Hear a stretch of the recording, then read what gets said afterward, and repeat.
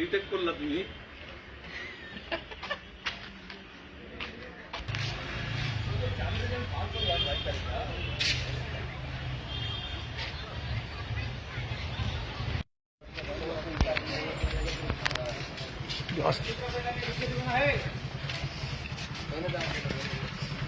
বলছি তোমরা কতদিন ধরে ছিল এখানে? 10-12 দিন। কোন বর্ডার দিয়ে এসেছিল? বর্ডারের নাম জানি না। কে পার করেছিল? ওই বাংলাদেশের একজন সৈয়দ মাহমুদ গনি। কি কাজের জন্য?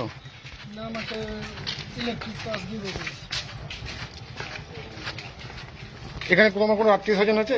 না না, এখানে কোনো আত্মীয় স্বজন নাই বলেই সারেন্ডার করেছে।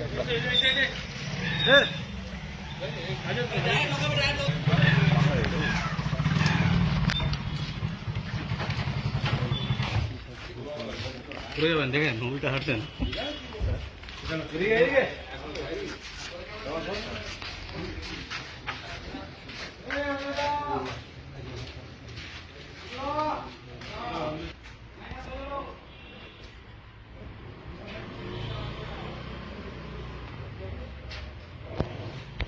দাদা